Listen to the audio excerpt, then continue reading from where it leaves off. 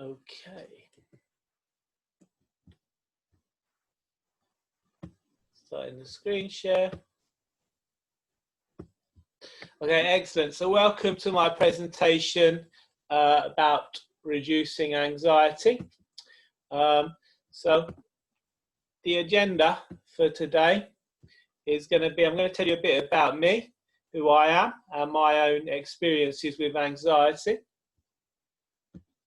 And then I'm going to discuss what anxiety is, what causes anxiety, why everyone gets anxious, and why it can never be completely eliminated.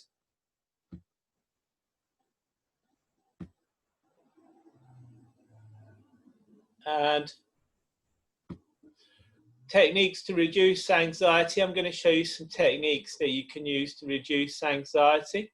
These include EFT, mindfulness, breathing techniques, hypnosis, and meditation. And then finally, we're going to look at how you can stop anxiety controlling your life. You can ask any questions that you'd like to ask, and we can go from there. So, who am I? This is me in Dublin last year in 2019. So, my name's Mark Stubbles. I became a hypnotherapist in 2018, was when I first started practicing hypnotherapy from Windsor.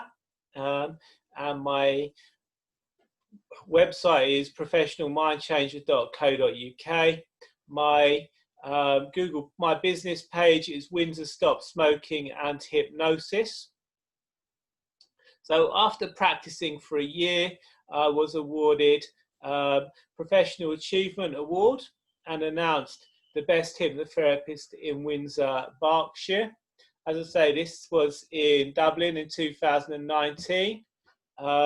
This was the Advanced Ericksonian course I went on. I've also studied hypnotherapy, CBT, NLP, and mindfulness. Studied at various places, including University of London.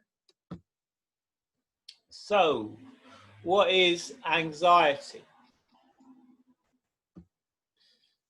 So, anxiety is a natural response to danger. I have this, I've had the argument with people in the past who suffer with conditions like borderline personality disorder, and they argue with me that anxiety is a disorder. Anxiety is, as I say, a natural response to danger. If you were being chased by a grizzly bear, you'd find anxiety was a useful thing to have, a useful thing to experience, because the symptoms of anxiety are designed to help us escape physical danger. They include an increased heart rate, which gets the blood pumping around our body, gets the oxygen and blood into our muscles, restlessness, because if you're in a dangerous situation, you don't want to be sitting around. Causes nausea. If you've eaten a meal and it's sitting in your stomach, you're using energy to digest that food. So nausea is because if you want to get that food out, you can, be sick and vomit that food out, so you can release that energy to, make your escape. Sweating hands and sweating palms. One of the theories behind sweating palms is that once the sweat dries, it makes the hands sticky, which makes it easier to climb trees and things. The impact of anxiety, some of the symptoms that people suffer with most are a reduced immune system, If you're in immediate danger, again, you want the energy to be, put into affecting your escape as opposed to fighting off diseases and illness. So a reduced immune system is one symptom of anxiety.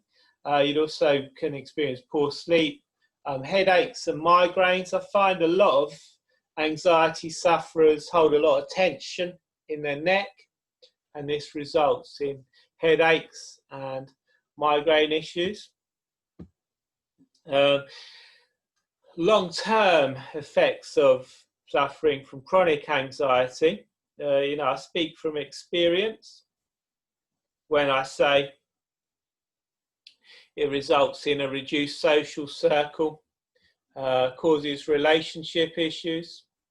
My ex-wife accused me of being narcissistic and abusive.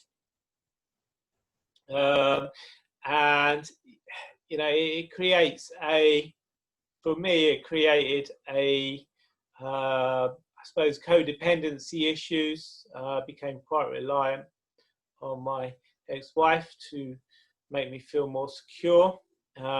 Also, people become reliant on their work, and they identify with their professional and monetary achievements, which in the current time can cause, a lot of problems, because with the lockdown, people have found themselves out of work.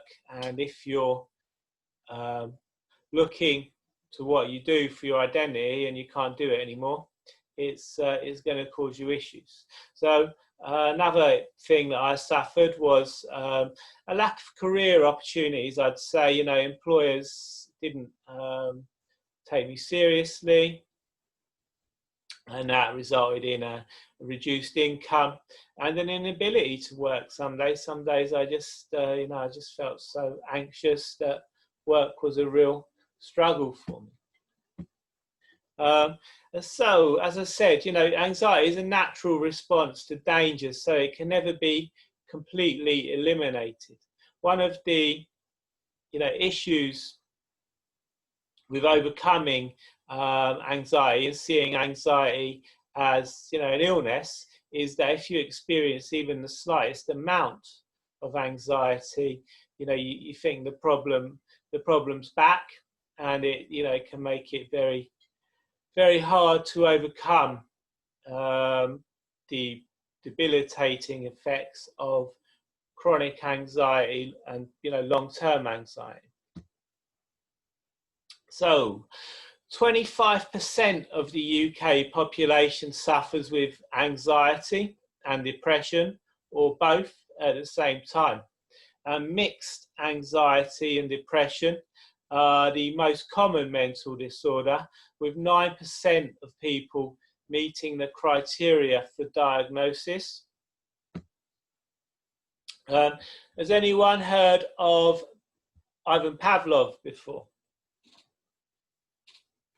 Use the chat box and let me know if you've heard of Ivan Pavlov. Yes, yes.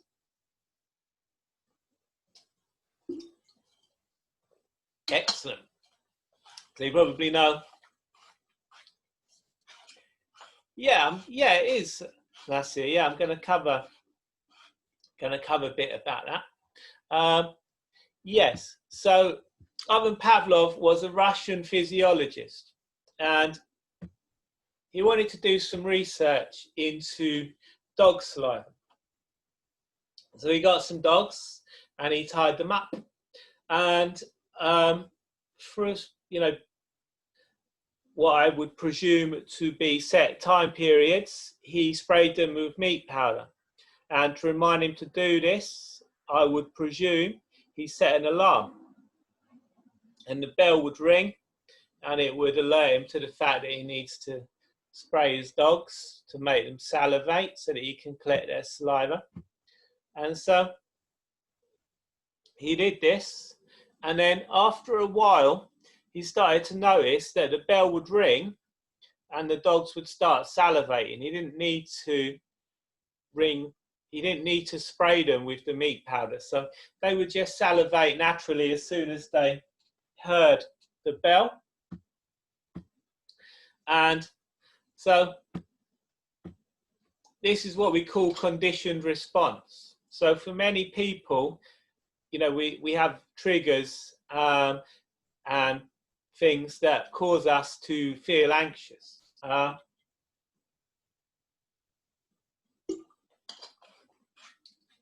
as someone that suffered with CPTSD, I had a lot of things that triggered me and caused me to be anxious most of the time. So, yeah, as Nazir said, this is where we get the NLP technique of anchoring from. So if you wanted to anchor a feeling or response, say you wanted to anchor relaxation, you would breathe in deeply, breathe out, and allow yourself to begin to relax, to reach a deeply relaxed state. Once you've reached that state, you would take the forefinger and thumb. Well, you can take various things. Sometimes people can tug their ear or touch the nose. There's lots of different things that you could anchor the relaxation to, but the most common way is to take your forefinger and thumb and touch them together, and then that enables you to associate that touching of the forefinger and thumb together with relaxation. And so, yeah, that's the NLP technique that we call anchoring. Okay, so things you can do to tell your mind it's safe. One of the things you can do to tell your mind it's safe is to chew. And if you've ever seen Premier League football, you notice that football managers tend to chew gum during football matches, and it's actually been scientifically proven that chewing gum helps to reduce anxiety and improve focus and mental clarity. One of the theories for this is that if you were in a fight or flight situation, if your life was in danger, you wouldn't have time to sit around and eat. So by chewing, you can, tell your mind that I'm in a safe situation. There's no present danger, and that can, fool your mind into enabling you to relax and reduce anxiety. You can also tell your mind it's safe by breathing. Breath is the only constant, and focusing on the breath on its own can be an extremely, it can be relaxing. It can induce the relaxation response and take us out of that fight or flight mode. But some of the techniques, or two techniques that we can use to do this, are called box breathing or square breathing and 7-11 breathing. So with 7-11 breathing, what we do is elongate the out breath, because, as I say, if you were in a dangerous situation, you wouldn't be breathing out for longer than you're breathing in. So by elongating the out breath, we can trigger that relaxation response and move ourselves out of the fight or flight mode. And one of the ways we can do this is with something called 7-11 breathing. So 7-11 breathing, yeah, it's the same thing. Yep, absolutely. 7-11 breathing involves breathing in for the count of 7, and breathing out for the count of 11. You can do it for any kind of number, as long as you extend the out breath to be longer than the in breath. Probably the longer the breath, the better. So, if you'd like to try it now, just breathing in for the count of 7. And then breathing out for the count of 11.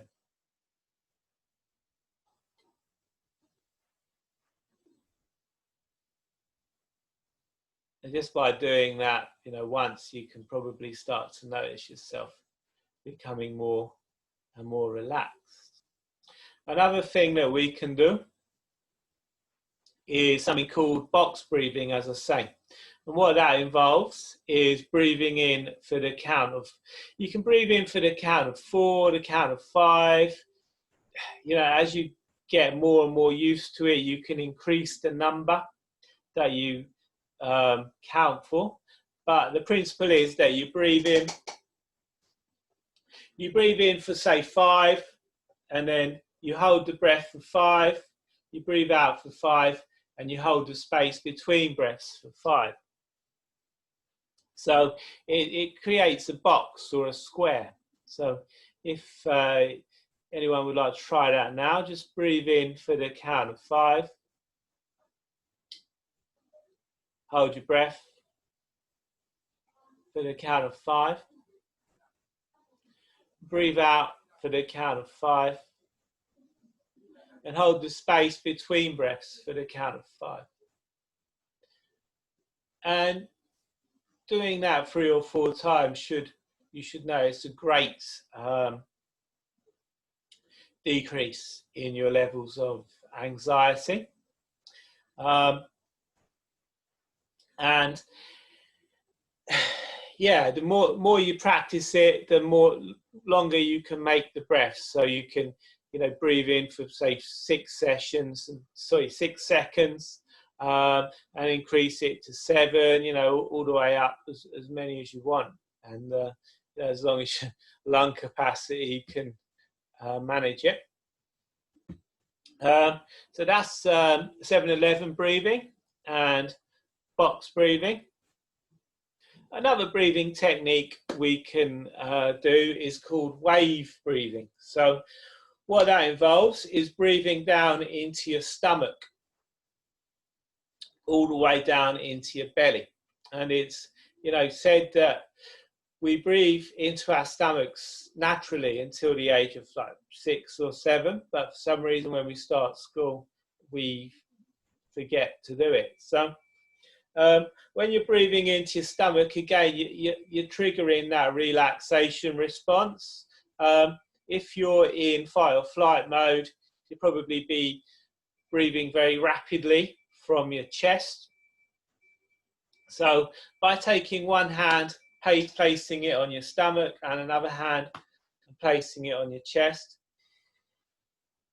And as you breathe in, just feel that bottom hand pushing out. And then the top hand pushing out. And then as you breathe out, feel the top hand falling and the bottom hand falling as you breathe out. So, and if you practice that regularly, you'll go back to the breathing into your stomach, which, as I say, is naturally a more relaxing way to breathe, and it comes with all kinds of other health benefits that are good for you. Okay, and another breathing technique we can do is called heart coherence. So that involves, again, you can take one hand, place it on your stomach, another hand, place it on your heart. Most important thing is that you're placing your hand on your heart and you're connecting with your heart. And then as you breathe in, just imagine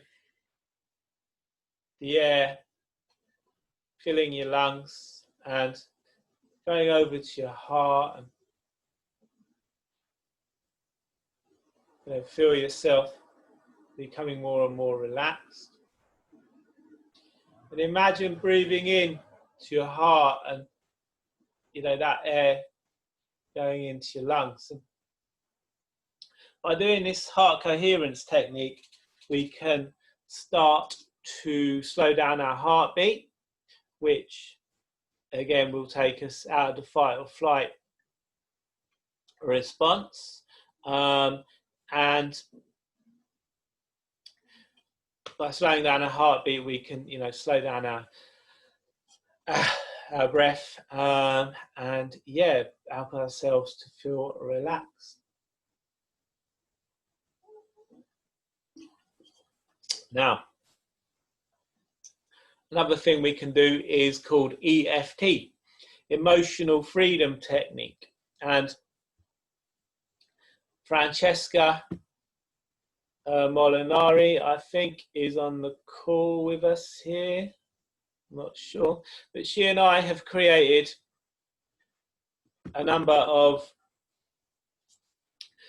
courses that you can find on Udemy, and we use hypnosis and EFT to help people stop smoking, reduce pain, and all that kind of stuff. And Francesca has got a free course on EFT, and if she wants to post a link in the chat for you, she's more than welcome to do that.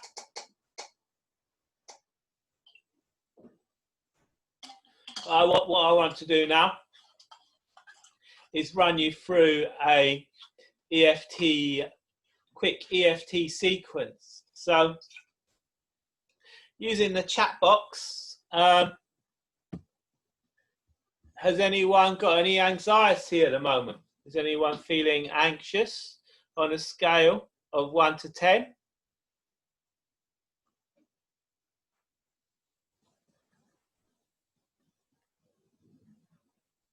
Andre says no. Anyone else?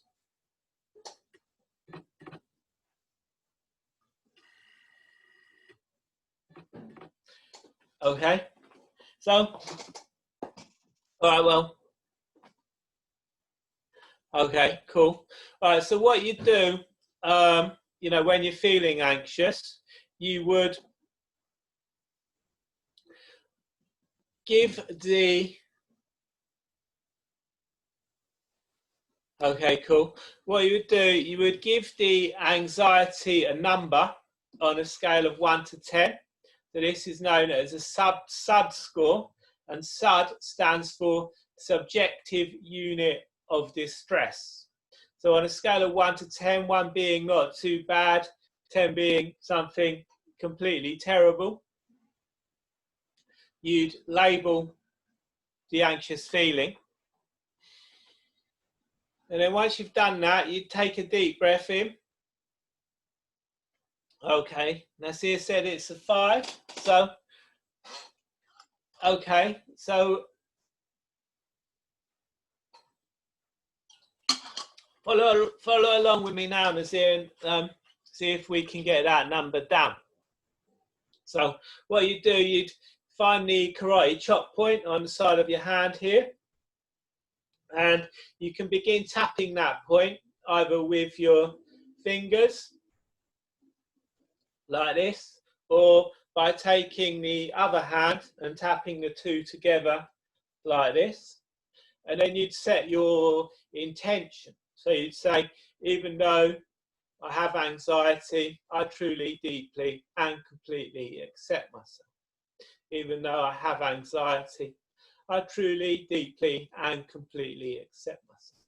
Even though I have anxiety, I truly, deeply and completely accept myself. Then once you've done that, you'd move to the top of your head and you'd start tapping there. You'd say this anxiety. And then the side of the eye, between the eye and the eyebrow, you'd tap there, you'd say this anxiety. And then the side of the eye, this anxiety.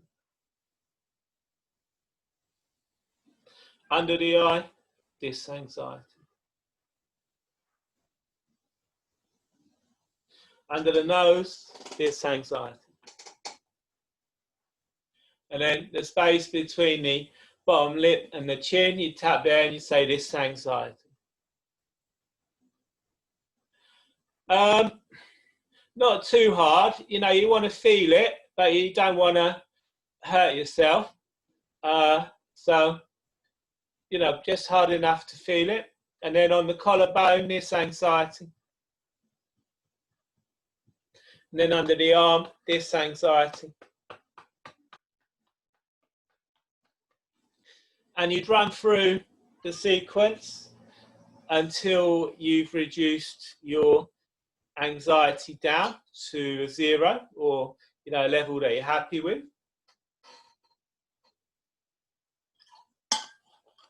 Once you've done that, you move to the hand. So you start tapping between the finger and thumb. Sorry, on the, well, you take the finger and thumb, and you start tapping either side of the thumb, and you say, this anxiety. And then the index finger, this anxiety. And then the middle finger, this anxiety. People say to miss the ring finger, and then you go to the little finger, this anxiety. And then back to the chop point, this anxiety. And then you move to the gamut point, which is located between the little finger and the ring finger. It's a space in between the tendons there. And when you tap there, that should hurt a little bit. You should feel that. And then you can look down to the right, look down to the left, and then you count backwards from 5 down to 1. And then you can close the eyes, open the eyes. You can hum a tune like Happy Birthday. And then you count upwards from 1 to 5. Once you've done that, you know, sit and just take a deep breath in. And see, you know, do that SUD score again. See if the number's gone down at all. Has that number gone down for you at all, Nazir?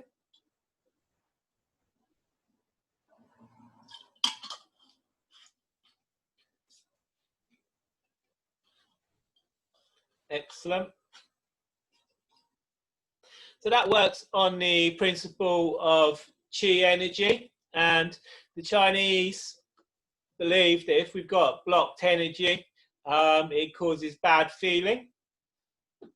So it can be used with all kinds of emotions and pain, all sorts of issues. So yeah, as Francesca said, she's got a free course that you can access on Udemy, and you can do that there. We've also got other courses on Udemy that you can access via Udemy. So a thing you can do if you're in public, one thing that I do,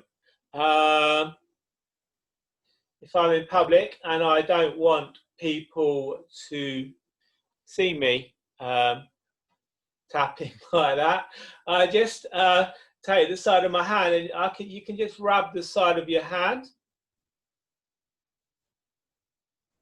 and you'll notice that you find that relaxing. I do that when I'm on the tube, and also, you know, in the gamut point there, you can just rub there, you know, discreetly.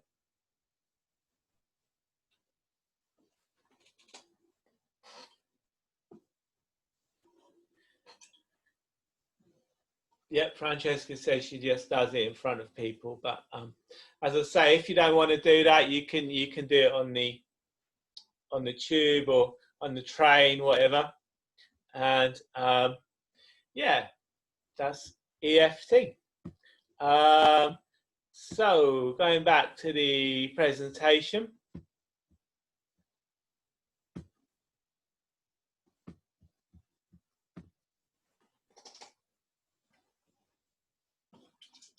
Moving on to hypnosis to reduce anxiety. One of the first things that I looked to help me with my anxiety was actually EFT, because it is an easy thing to do and you can do it on your own. But after I'd done that, I started looking at other techniques, as I say, EFT and CBT and NLP, and I started listening to hypnosis recordings on YouTube. And I found hypnosis to be the most effective modality to help me make positive changes in my life. So that's why I decided to start studying it, so that I could use it to help other people. So one of the myths about hypnosis is that it's like sleep. Hypnosis isn't sleep, it's a focused state of attention. So if you've ever driven somewhere, got into your destination and not remembered the journey, that would be hypnosis. If you've ever been reading a book and become engrossed in the book, that would be a state of hypnosis.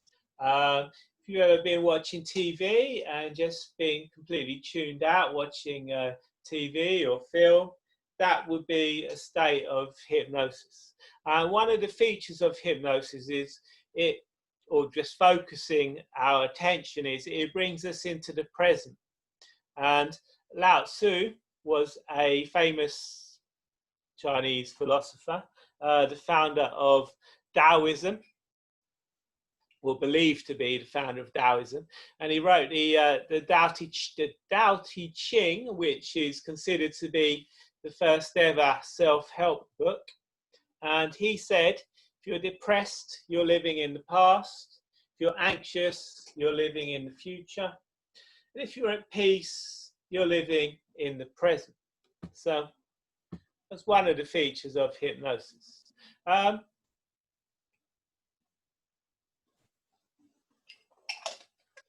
It can be a deeply relaxing state.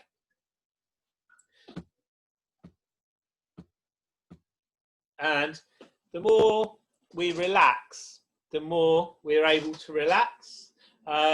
So hypnosis, the more you experience hypnosis, the better you become at being hypnotized, and the better you become as a hypnotic subject.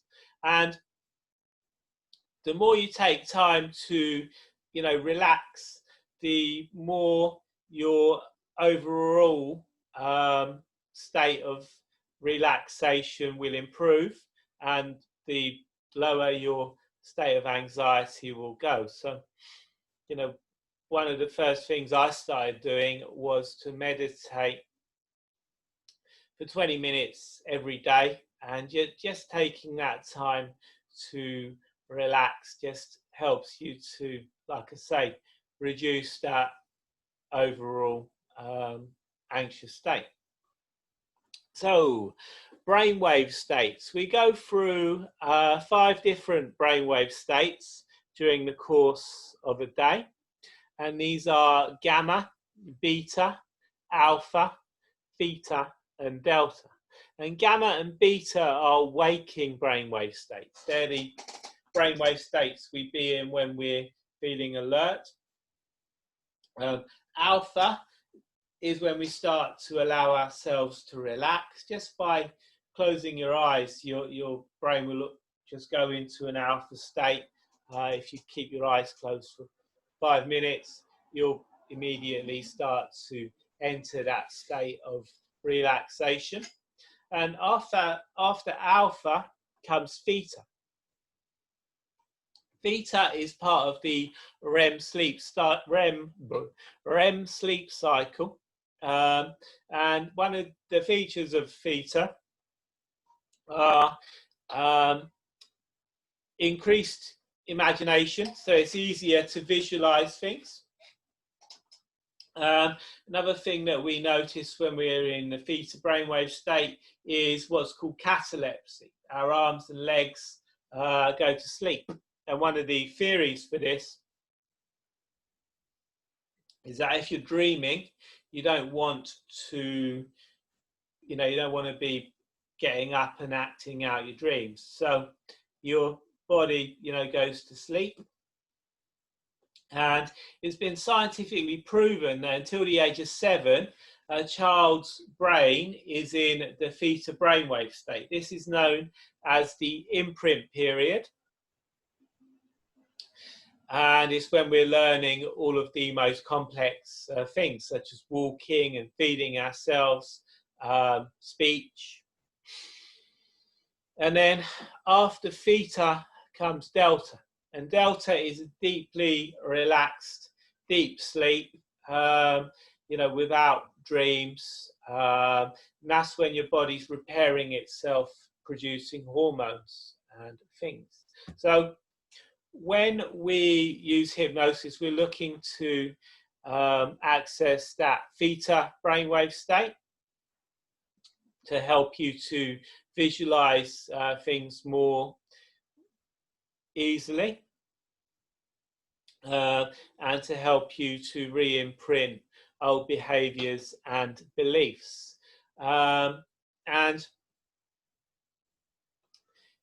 yeah, so the power of your mind, the reticular activating system. So in our brains, in our brainstem, we have a walnut-shaped part of the brain, which is called the reticular activating system, the RAS or RAS. And what this does, it sorts information. So if we are looking for, if we're in a negative state of mind, it will, think that negative information is of most importance to us, and it will ensure that we notice more and more negative things. Whereas if we're in a positive state of mind, it will notice more and more positive things.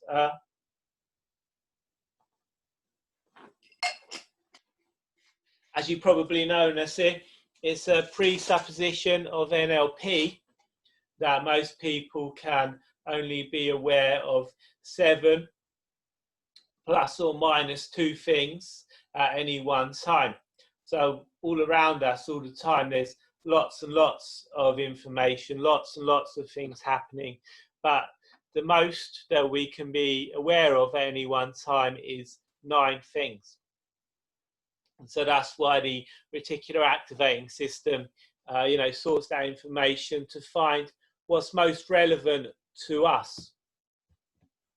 And that's why, for me, I would say anxiety is a learned response.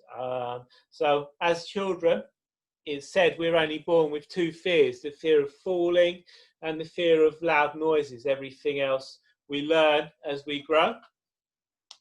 And it was, important that we learn quickly, in prehistoric times, because we wanted to, make sure that we were safe and out of danger. So we'd look to older people, primary caregivers and older family members, older members of our groups and tribes, to show us what was safe and what we should fear and what we shouldn't. So fear, in those instances can be useful. For example, if you were living in a land with a lot of poisonous snakes, you'd want to know about that, quickly. You'd want to know that they were dangerous.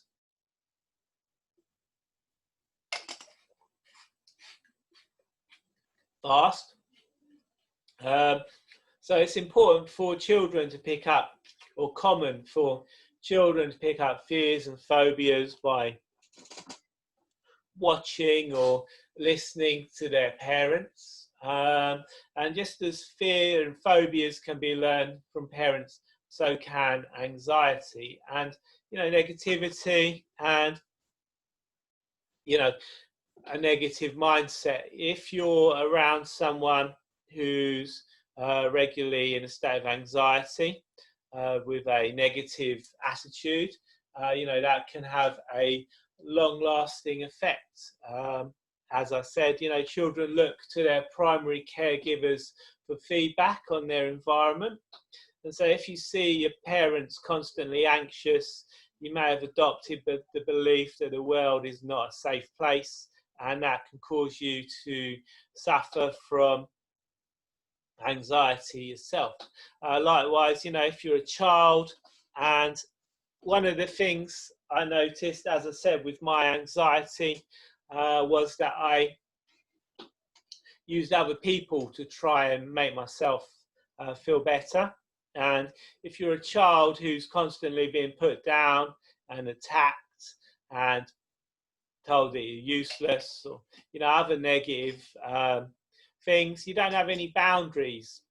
And you, as I said, you look to your primary caregivers to tell you what's right and what's wrong. And so you internalize those beliefs and you adopt the belief that the world's not a safe place, or you're not good enough, you're not worthy, and that can cause you to suffer from anxiety. So, one of the ways that I overcame a lot of my anxiety issues and a lot of my other issues was through inner child healing and working on healing that relationship with myself and overcoming those issues. So, I'm going to unmute everyone now.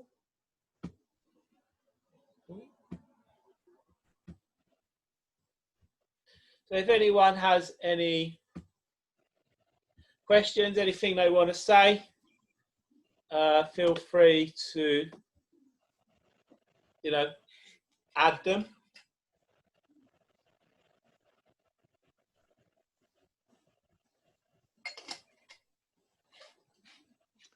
Thank you, Mark.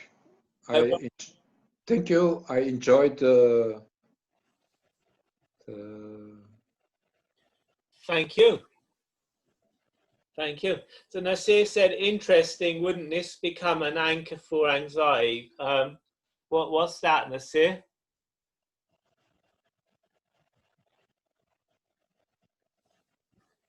He's on mute. He can't unmute. Okay, let me see if I can unmute. Oh.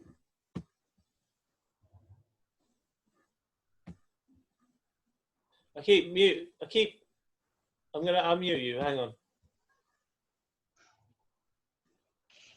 No. Yeah, I think I'm unmuted now, finally. Okay, cool. Yeah, so when you were actually talking about the EFT technique, rubbing this side of my hand and then this side, wouldn't this become an anchor for anxiety if I'm doing it in an anxious, at an anxious time? As I said, it works. As Francesca can probably answer that for you better, but as far as I know, it works on the principle of meridians, and so by rubbing that, that's unblocking that negative energy. Yeah, like Mark covered the very basics. There's lots more to that, but we would have to talk for hours, basically. So that's why I just touch upon the course I made specifically for that. So you can learn the basics. The important thing is you do it.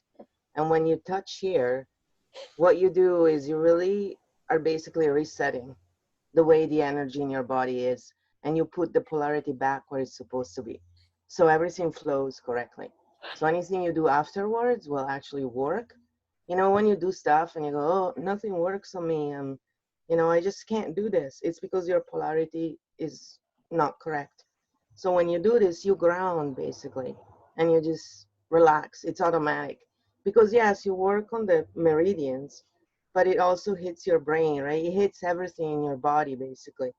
And that's why it's so powerful, because you're physically just going directly in the body where your feelings are stored, where the anxiety is, and you're hitting it, bypassing anything else, basically.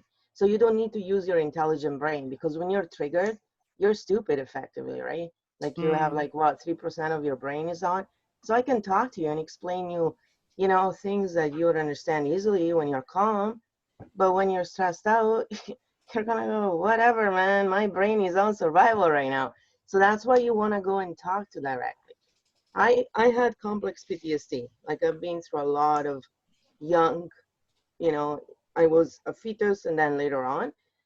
And so it's really ingrained in you when you're like that, and everything can trigger you into anxiety.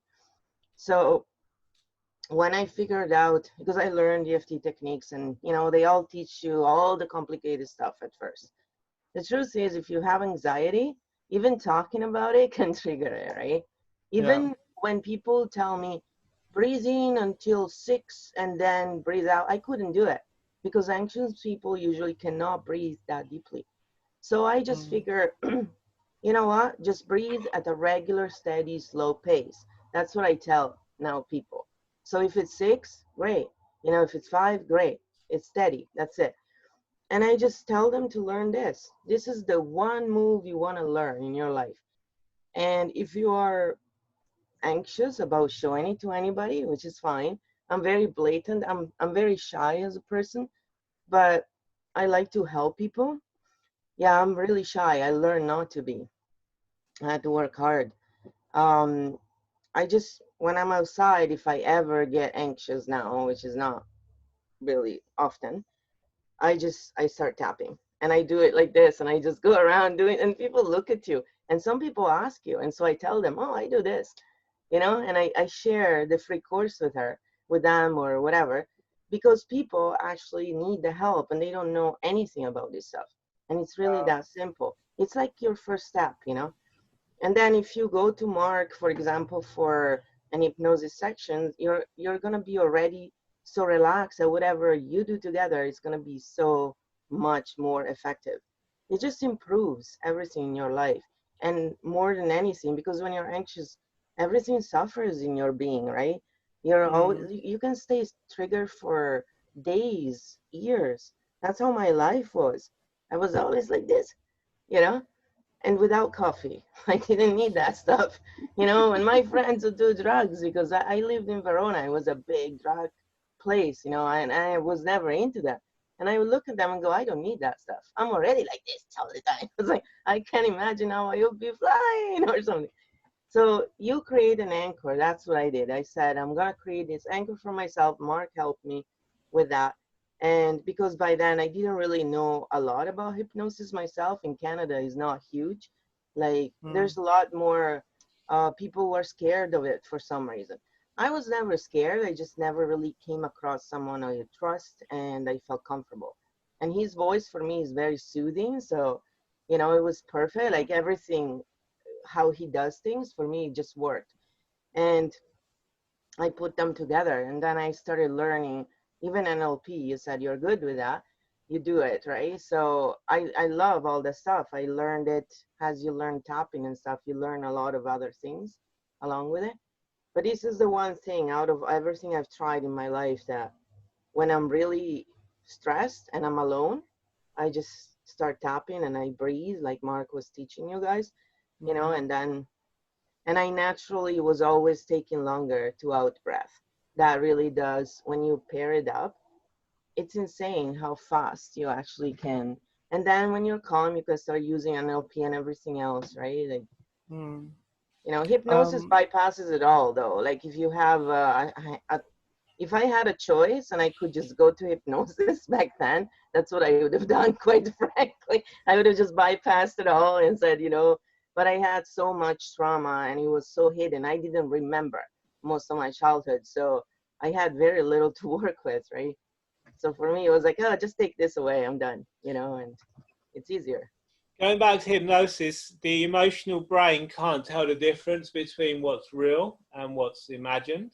Exactly. So yeah, I mean, the thing with anxiety is that a lot of people who are anxious are envisaging, you know, bad outcomes all the time. Yeah, I mean, to show that to you, I'd like to show you something now. So if you're sitting comfortably, don't do this if you've got a bad back. I'd like you to put your right hand out in front of you, just point out in front of you like that. And without turning your lower body, just turning at the waist, allow yourself to twist round as far as you can.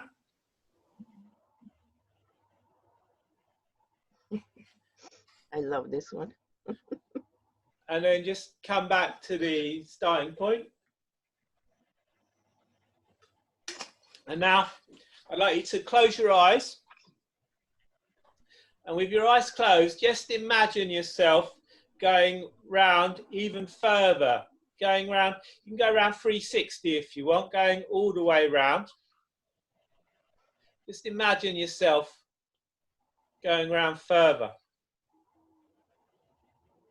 And then when you've done that, you can open your eyes and come back to the present. And now... I've actually done this before. Yeah. Yeah, I have. And now I'd like you to do it again and just see if you can go any further this time.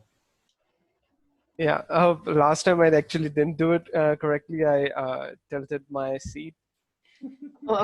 So I wasn't actually sure what you were asking me to do. but I get the idea and I know it works.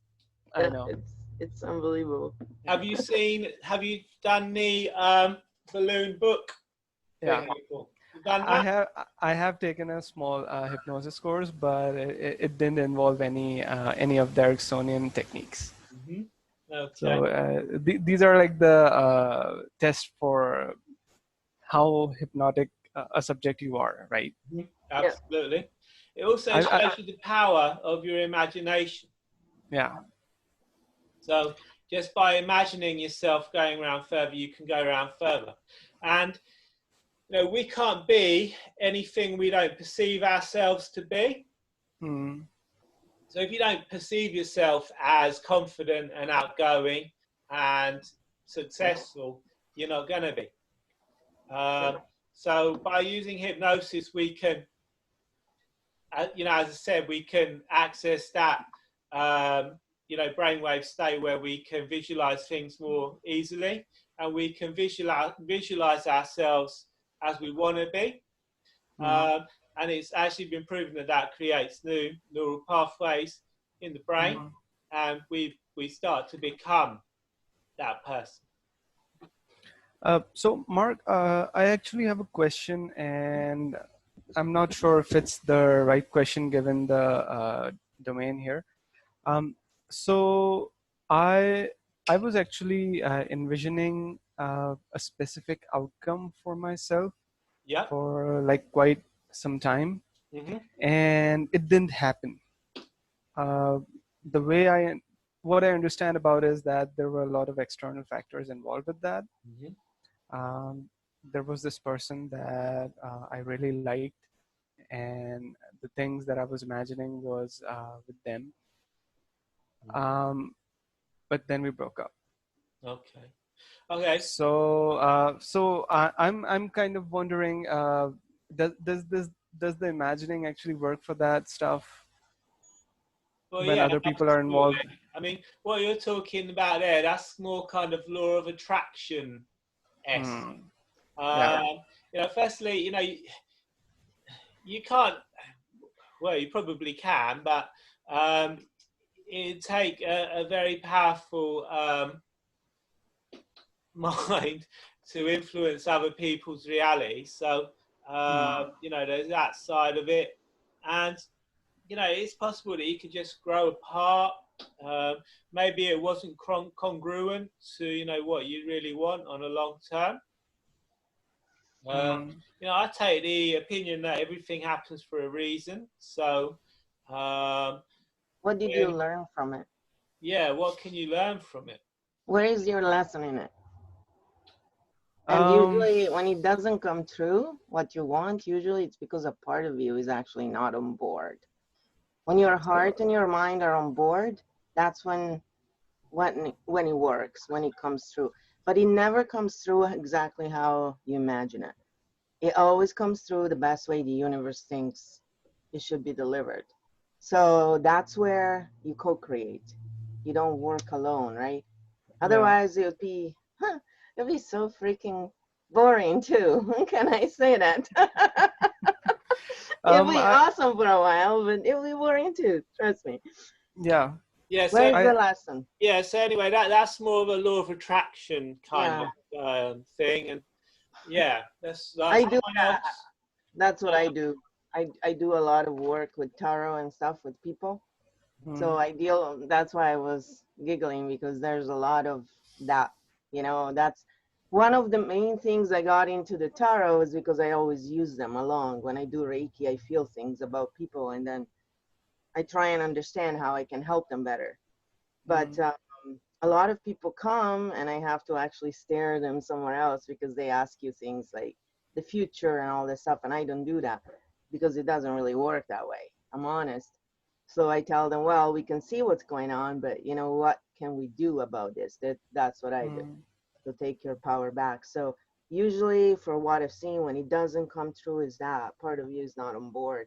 So that's what in EFT you'd call them impediments. And it's like, what is the impediment there? What is, the belief system that you have that is ingrained in the unconscious? That's what Mark works with, right? That's why hypnosis is so amazing, because it just bypasses your whole belief system, and it just goes and rewrites what you want.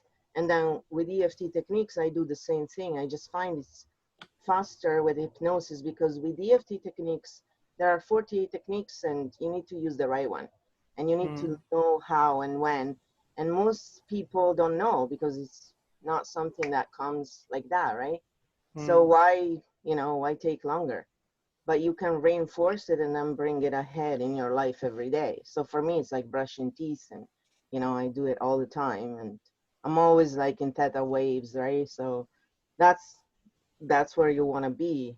That's super learning, and you relax very much when you're like that. You're in tune, and then you can actually live in the moment for real, taking the right decisions. Yeah, like that's why hypnosis is so great, in my opinion, because it's just straight to the point, and then you reset, and then you move forward. It's try this, and along with it. And I've actually had many issues with relationships, and that's really what my anxiety is about.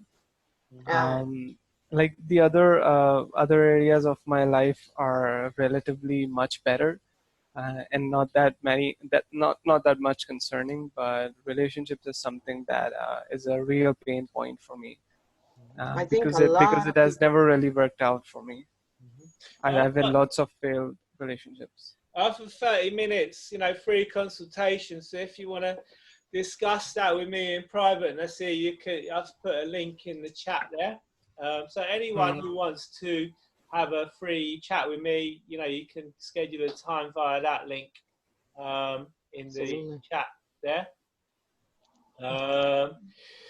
But yeah, okay. So who wants to try some hypnosis now, or a quick meditation? Yeah, it's okay. Excellent. All right. So I shall mute you all again. Okay. So everyone, just sit. If you can sit with your feet flat on the floor, and take a deep breath in. And as you breathe out, you just allow your eyes to close if they're not closed already. With your eyes closed, you can allow even more relaxation to begin to flow in. I wonder if you can notice more relaxation with the in-breath or the out-breath. Just listening to the sound of my voice. Any other sound can just help you to relax even more deeply.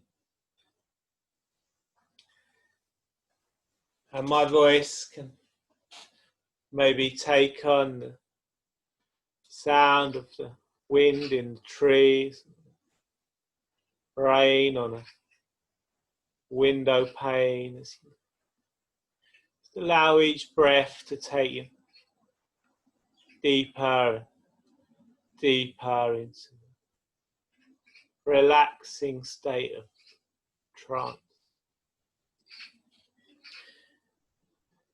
As you relax more and more, you can take a moment to think about those issues and those problems that you've maybe been dealing with. Think about how your life would be if you didn't have those problems, issues.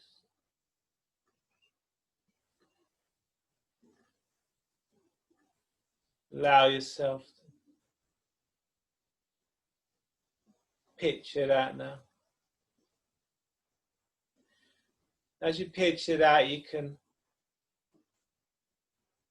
allow your attention to drift to the top of your head. And just imagine a relaxing, soothing, healing light there at the top of your head. With every breath, that light just moves down into your forehead, and maybe you can feel those tiny muscles in your forehead just relax, smoothing out. That's right, just taking you deeper, deeper. As that relaxation flows down into your eyes and your eyelids. Those eyelids can just go to rest. Down into the cheeks. Just feeling those cheeks relaxing. Becoming more and more at ease. Down into your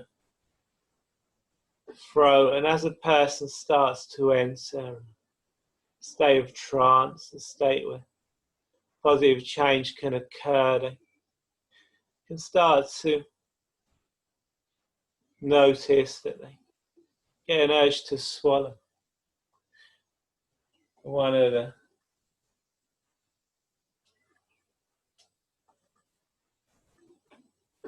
things about trance is that that's right, it can trigger that swallow reflex. You may find yourself getting an urge to swallow now. That's right, as that relaxation just flows down into your shoulders and down your shoulders into your arms and hands, allowing yourself to become more and more relaxed, more and more at ease. Maybe you can notice those tiny muscles in your hands and fingers wanting to twitch slightly. That relaxation flows down your legs into your toes. Maybe you can notice a difference between those feet. Maybe one foot feels warmer than the other foot. Or one foot just feels a little bit more relaxed. Yes. And now, I wonder if you can get a sense of yourself drifting up out of your body and looking out into the future. Seeing yourself in the future. Seeing a more confident, more relaxed, happier version of you. Allow yourself to connect with that future version. See through their eyes and feel what they feel. Hear what they hear. And as you do that, you can allow your attention to drift back to your eyes and your eyelids.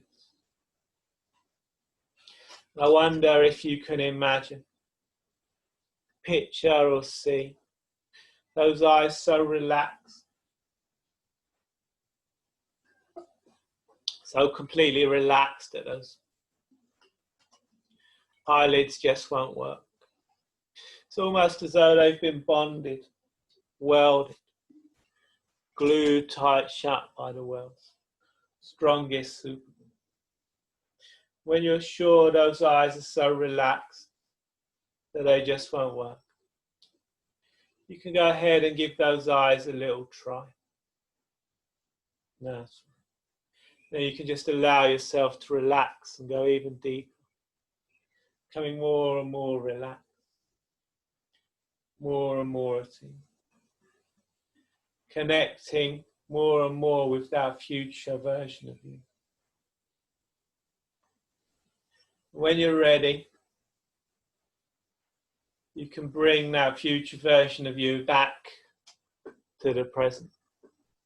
And as that future version of you comes back to the present, connects more and more with the version of you that's sitting there in that chair, you can notice those eyelids begin to loosen and open.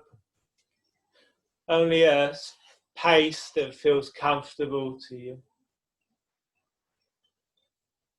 And once that's happened and those eyes loosened and open, you can notice how good you feel. Maybe you'd like to stretch and yawn.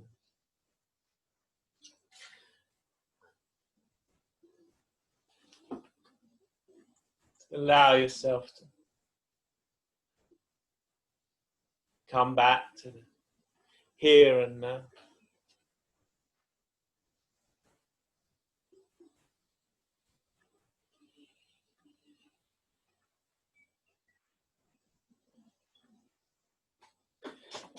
Excellent.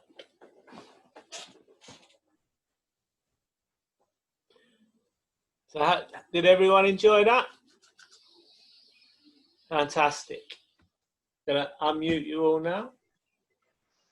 Okay, so as I said, if anyone would like to have a chat with me, feel free to book a time via my scheduler. Check out Francesca's course, which is free on Udemy, and also from Francesca's profile, you can find our other. If you guys come on, I stream live all the time, and Mark, and I'm looking for other people who want to come on the show, and it's just geared toward helping people. There's lots of people in the world who are really stressed. They have pain, so we deal with different things. So if you know NLP and you want to come on and share, your experiences, and anyone is welcome. And we'll do Q&A, so we'll have everything set up for that as well. So, and there I tell a lot of people about Mark as well, because I think hypnosis, I just love it. I love it all, but I don't know. Cool. Okay, so if you want to do that, as Francesca says, you can get in touch with us. You can get in touch with us via Udemy. You can get in touch with us via my scheduling link. I think Francesca's put her email in. Yeah, if you need to reach out and you need information, when you're taking a course, if you're taking the course and you have questions, because they changed on Udemy, the free courses used to be a lot more free, and now we cannot reply. We are very limited. So I haven't been able to update it either, because otherwise I have to make it shorter. So I'm trying to look into that right now to make it more efficient. But reach out. Like I love when people reach out so I can actually help them. Yeah. You know. Don't So yeah, get in touch with us. Like I said, feel free to schedule a call via my scheduling link. Any questions? Does anyone have any other questions? Anything else you'd like? Yeah,